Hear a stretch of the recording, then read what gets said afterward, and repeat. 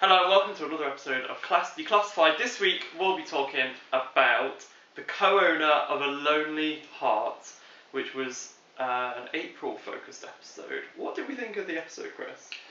I wasn't very keen on it. I think it had some nice moments, but for me I found it a bit messy. I found there was too much going on, too many different plots.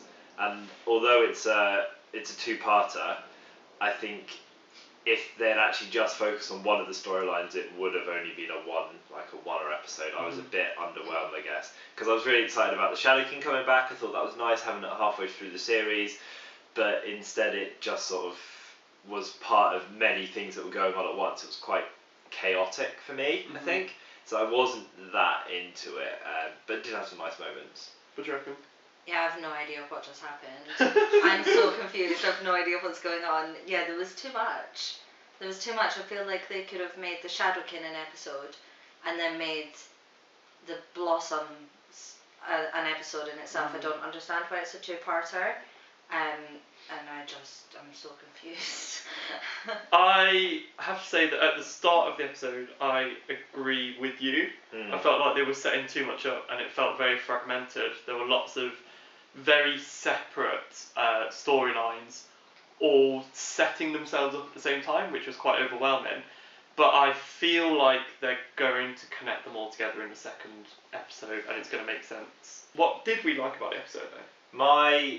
Well, if you're asking for my highlight, my favourite bit was when, because we saw April taking on the kind of properties and the behaviours of the Shadow Kid, and she was getting really angry and all the swords. So my favourite bit was the smash cut to the Shadow Kid bonking each other.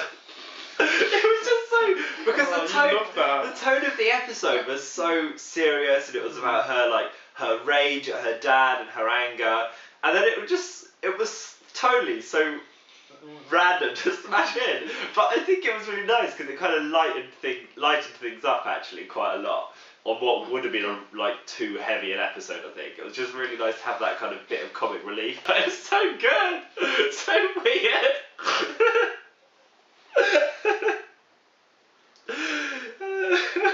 Do you like that? Yeah. I think my highlight was the Blossoms. I think they quite a cool villain, and it looks like next week in the little sneak peek it looks like they're going to be really, really creepy, because just that idea of them multiplying and just falling off trees, like you would never look twice at a blossom in the spring coming off a tree, and it's quite cool because I don't think we've had an alien like that in class anyway that's just been so normal, a part of everyday life. Everything's been like the Shadowkin or the big finds and stuff like that. So it's really creepy when it's something that you wouldn't even recognise as dangerous. I think the highlight for me was that we're finally progressing the kind of main storyline. Because I found it quite frustrating that it seems to be very stop-start with the kind of central storyline of the prince and the slave, Miss Quill, also Miss Quill and the governors, and the kind of underlying idea that the Shadowkin were always coming back.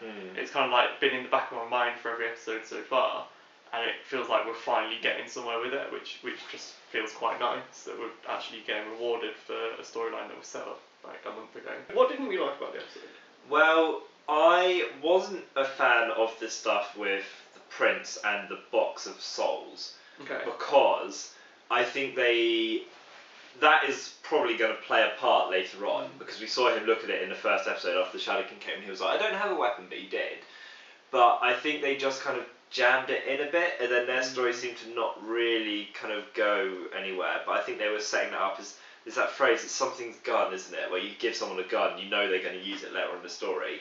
But my main disappointment was the way the episode climaxed, because I don't really understand what happened. And then April was plunging her heart into her mum, and she was like, it was just so fraught and chaotic. And I think partly it's because you can't always understand what the Shadowkin are saying, because they're quite which would be fine if they were just kind of angry, but when they're having these conversations about the science of it, I just found the climax really kind of hard to follow, and stuff sort of just happened without reason, and then they were all there, and it's just a bit, I didn't really like that. Can the mum walk now?